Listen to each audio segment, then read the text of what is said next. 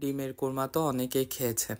তো চলুন আজকে আপনাদের সাথে শেয়ার করি একদম বিয়েবাড়ির স্টাইলে করা শাহী ডিমের কোরমার একটা রেসিপি।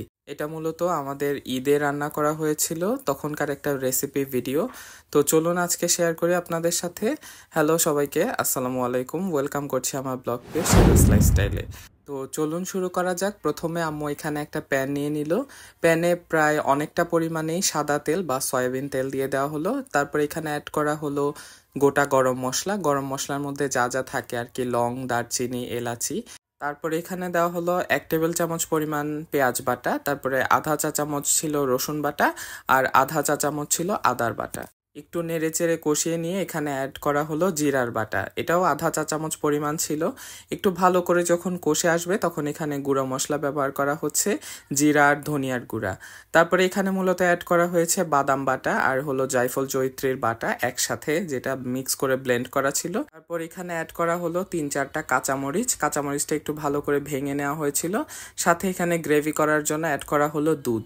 দুধটা এখানে পরিমাণে 1 কাপ পরিমাণ দেওয়া হবে, তবে এখানে প্রথমে আধা কাপ পরিমাণ ব্যবহার করা হয়েছে, বাকিটা পরবর্তীতে ব্যবহার করা হবে। এখন অ্যাড করা হলো স্বাদ মতো লবণ। লবণটা অ্যাড করার পরে এটাকে সুন্দর করে একটু নেড়ে চেড়ে এটাকে কষতে দিতে হবে।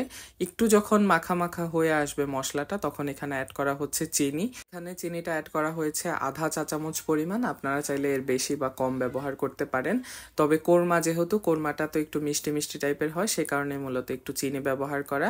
সাথে এখানে দেওয়া হলো সাদা গোলমরিচের গুঁড়া। একটু ভালো করে নেড়ে চেড়ে এখন ডিমগুলোকে এখানে দিয়ে দেওয়া হলো। ডিমগুলোকে দেওয়ার পরে মশলাটার সাথে ডিমটাকে সুন্দরভাবে একটু নেড়ে চেড়ে ভালো করে মিক্স করে নেওয়া হচ্ছিল, যাতে করে ডিমের গায়ে সবগুলো মশলা একটু ভালোভাবে ঢুকে যায়। ডিমটা দেওয়ার পরে এখানে একটু ভালো করে নেড়ে চেড়ে এখন এখানে বাকি যে দুধটা ছিল সেটাও মূলত অ্যাড করে দেওয়া হলো, যাতে করে গ্রেভিটা সুন্দর করে হয়ে যায়। এটাতে কিন্তু কোনো ধরনের কোনো পানি ব্যবহার করা হচ্ছে না, এই পুরো দুধটা দিয়েই কিন্তু পুরো গ্রেভিটা তৈরি হবে, যেটা খেতে কিন্তু অসম্ভব মজা লাগে। আমার কাছে মনে হয় যে ডিমের কোরমার গ্রেভিটাই সবচাইতে বেশি মজা হয়। তারপরে এখানে দেওয়া হলো আধা চা চামচ পরিমাণ কেওড়া জল আর আধা চা চামচ পরিমাণ গোলাপ জল।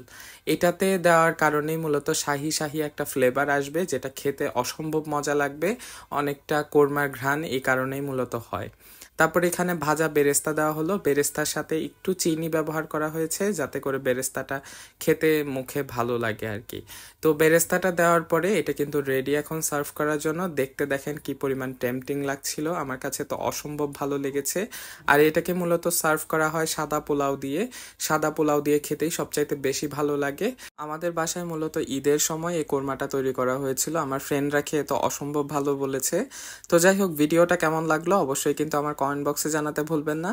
আর আমার এই রেসিপি ভিডিওটা যদি ভালো লেগে থাকে অবশ্যই আমার পেজটা একটু ফলো করে দিবেন। আর ইউটিউব চ্যানেল থেকে দেখে থাকলে অবশ্যই আমার চ্যানেলটা একটু সাবস্ক্রাইব করে দিবেন। আমার আজকের এই শাহী কোরমার রেসিপিটা আপনারা ট্রাই করলে অবশ্যই আমার সাথে কিন্তু শেয়ার করতে ভুলবেন না। তো আপনাদের সবার সাথে দেখা হচ্ছে আমার পরবর্তী কোনো ভিডিওতে। সে অবধি সবাই ভালো থাকবেন। আল্লাহ হাফেজ।